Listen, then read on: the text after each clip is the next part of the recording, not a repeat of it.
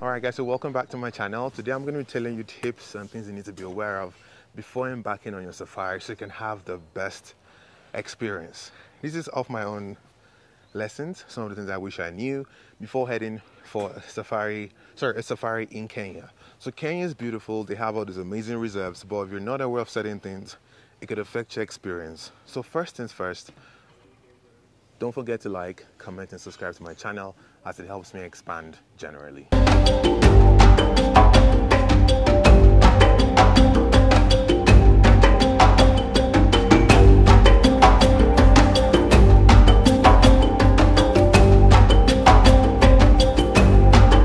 So the first thing is, what's the best way to get to Masai Mara?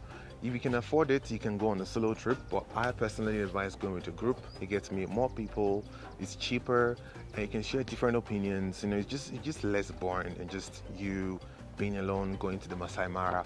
Unless you're coming on a honeymoon, then you would have a great time. But generally, you're better off going with a group of people, and it creates a much more richer experiences. You can have people take your pictures. You can have people from different parts of the world who just want to share their experience with you. So for me, best way to go, which was the same thing I did, was going by a group. It's cheaper, more fun, you meet more friends, and you can, who knows, make the right connections.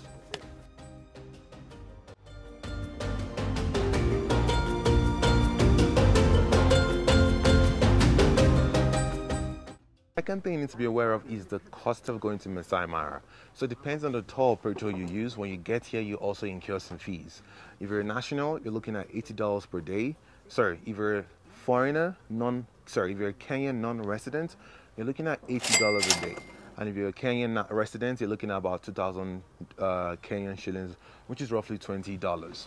Also as well, to visit the Masai village, it incurs a separate cost, about 1,500 Kenyan shillings, which is about $15.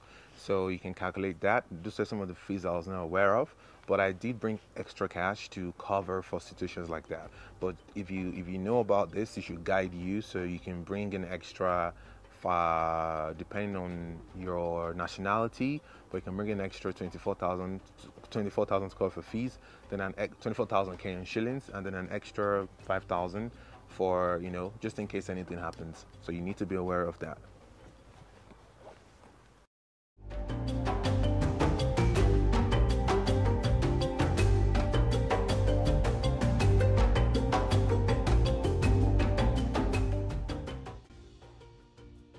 This is one of the biggest shocker I had. So, because Masai Mara is kind of far from everywhere, the light shots is only available from 5 a.m. to 11 p.m. So from 11 p.m. until 5 a.m. the next morning, you wouldn't have electricity. So be aware of that. So if you need to charge your devices, charge it before 11 o'clock. Come with multiple charges so you can charge as many batteries as possible at once. And it gets cold at night, so do not worry about the weather being hot or whatnot. So that was my biggest shocker so far, that from 11 p.m. to 5 a.m.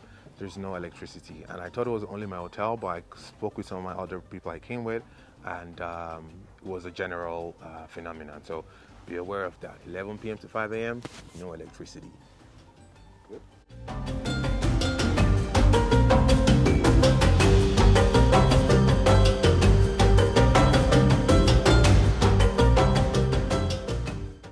Alright guys, so for you to have a seamless experience during your Masai Mara trip, you need to be aware of the following situations.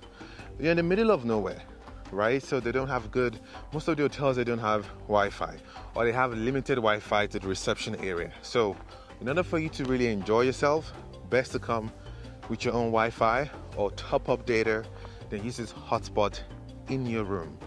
Also, so be aware you're right in the middle of the forest. There are lots of insects around, so get used to it. If you can get the Masai man showed me these leaves which you put on your skin, which will help you deflect different insects. So if you can speak one of the Masai Mara tribesmen, stay friendly with them.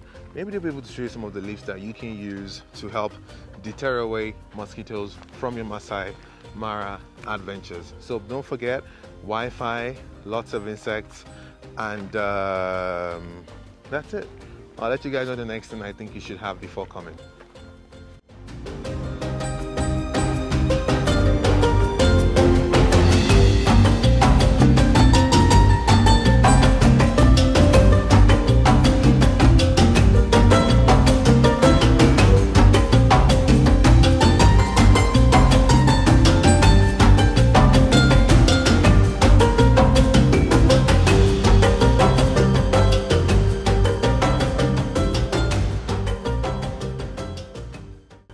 one of the biggest mistakes I almost made, but I didn't, was trying to book an hotel outside the reserve. Because I thought the reserves were I knew they were large, but I didn't know how large they were. So from the entry of the reserve to the park itself, you're looking at an hour drive. So, and yeah, an hour drive. So best thing is to get to an hotel inside the reserve itself, so you can have a good experience for yourself. It makes life a lot easier when your hotel is inside the reserves, because you're looking at about 2 hours of driving if you don't use the reserve. Well, it's your choice, but personally, I would recommend getting a hotel inside the reserve. And it's just 2 nights, 3 days, so you'll be fine. You don't need to stress about a lot of things.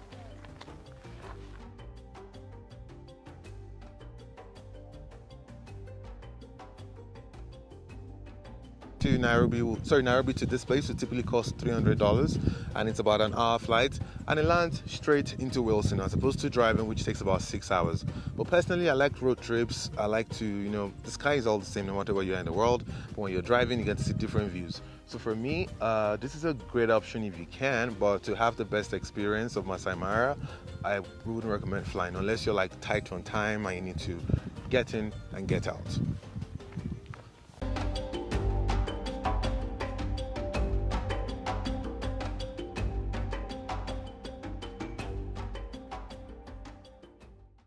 So last thing that you need to be aware of, money. Some hotels here do not accept cash. They only accept M-Pesa, which is a very fascinating financial payment that Kenya has, and they also accept international credit cards as well. Also, if you always thought about flying a drone in Masai Mara, sorry, it's not allowed. The army is everywhere, and besides, the drones disturb the animals. I tried to see if there's a way around it, but no. So be aware that if you're ever coming to Masai Mara, you can get a drone shot maybe on your way, but inside the park itself, it's not allowed. So that's it. If you follow these guides I told you, you would have a seamless experience in Masai Mara, and you're able to manage your level of expectations while coming here. So don't forget to like, subscribe, and comment. Helps my channel grow. Thanks.